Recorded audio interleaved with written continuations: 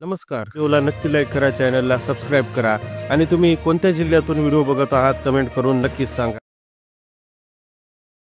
नमस्कार मित्रांनो, पी-एम किसान योजनेचा 20वा हप्ता अजून आला नाही. मात्र बरेच जण जे आहे प्रतीक्षेत आहेत की पी-एम किसान योजनेचा 20वा हप्ता कधी येणार. मात्र त्याच्याशीच निगडीत आज एक महत्त्वाची खबर घेऊन आलो आहो आणि यानंतर मात्र तुम्ही पात्र असूनही तुम्हाला जर हप्ता भेटला नाही तर मग तुमच्यामध्ये काय चूक झाली हेही सांगणार आहे. कारण मित्रांनो, पात्र जरी असाल पण ह्या 2-3 गोष्टी जर तुम्ही नाही केल्या तर तुमचा हप्ता भेटणार नाही, तुमच्या बँकेत पैसे जमा होणार नाहीत. कोणत्या त्या गोष्टी आहेत आणि हप्ता कधी येईल या सगळ्या प्रश्नाची उत्तरं जे आहे आज मी घेऊन आलो. पूर्ण व्हिडिओ बघावं लागेल, अर्धवट सोडून जमणार नाही. पूर्ण व्हिडिओ बघा आणि यानंतर मात्र आपल्या प्रश्नाची उत्तर भेटून जातील. थोडक्यात समजून घेऊया, पी-एम किसान सन्मान निधी योजना म्हणजे नेमकं काय. ही केंद्र सरकारची एक खास योजना आहे जी आपल्याला शेतकऱ्यांसाठी बनवली आहे.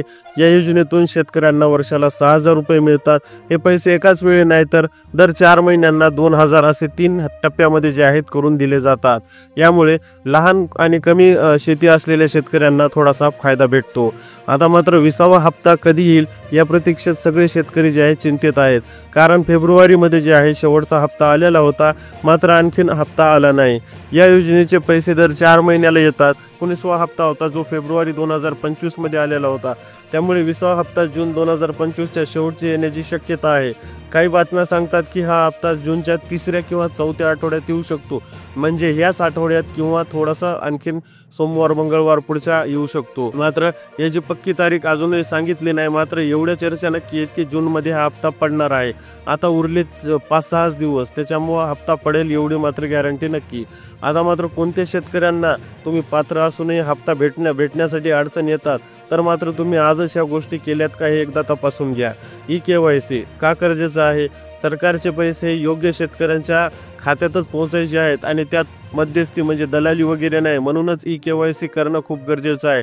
जर तुम्ही ई-के-वाय-सी केलं नसेल तर तुमचा हप्ता अडकूही शकतो किंवा उशीर होऊ शकतो आणि याची परेशानी तुम्हालाच होऊ शकते. म्हणून ई-के-वाय-सी करायची आपल्याला पहिले. आणि ई-के-वाय-सी कसं कराल हा प्रश्न उपस्थित होतो. ई-के-वाय-सी करण्यासाठी सोपे पर्याय आहेत. मोबाईलवरून OTP pmkisan.government.in या अधिकृत वेबसाईटवर जा. तिथे ई-के-वाय-सीचा नावाचा पर्याय दिसेल, त्याला क्लिक करा. तुमचा आधार नंबर टाका. तुमच्या आधाराशी जोडलेला मोबाईल नंबर एका OTP मध्ये येईल, तिथे टाका. OTP बरोबर असेल तर तुमची ई-के-वाय-सी पूर्ण झाली. आता तुम्ही बिंदास्त कॉमन सर्व्हिस सेंटर CSS किंवा राज्य सेवा केंद्रातून SSK करा. तिथे जाऊनही तुम्ही या ई-के-वाय-सी बायोमेट्रिक वगैरे करू शकता. चेहरा दाखवून फेस ऑथरायझेशन करा. हे तुम्ही तुमच्या मोबाईलने PM किसान मोबाईल ॲप डाउनलोड करून करू शकता. यासाठी तुम्हाला आधार फेस RD म्हणजेच आधार आणि फेस RD जे आहे ॲपसुद्धा डाउनलोड करावे लागेल. ही सोपी पद्धत आहे. ह्या 2-3 गोष्टी आपल्याला करणं महत्त्वाचंच आहे. तुमचं नाव लिस्टमध्ये आहे का, पैसे आलेत का, कसे चेक कराल. pmkisan.government.in या वेबसाईटवर जा. तिथे फॉर्म्स कॉर्नर एक कोपरा असतो, त्या नावाचा फॉर्म्स कॉर्नर तिथे दिसेल, त्याला क्लिक करा. लाभार्थी यादीत बेनिफिशरी लिस्टमध्ये जा. तिथे बेनिफिशरी लिस्टमध्ये आपले नाव शोधा.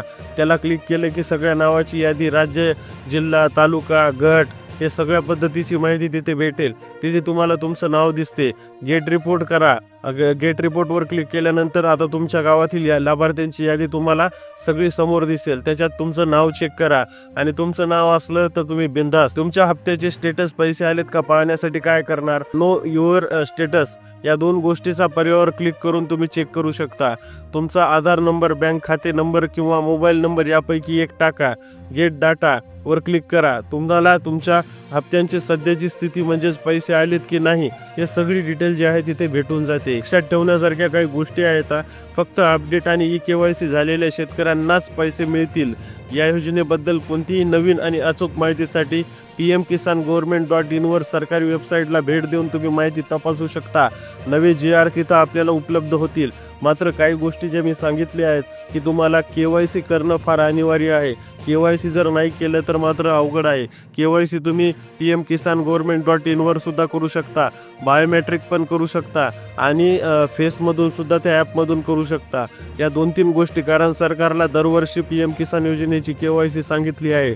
त्याच्यामुळे तुमची आता ही KYC झाली की पुढच्या जून-जुलैला तुम्हाला डबल KYC करायची.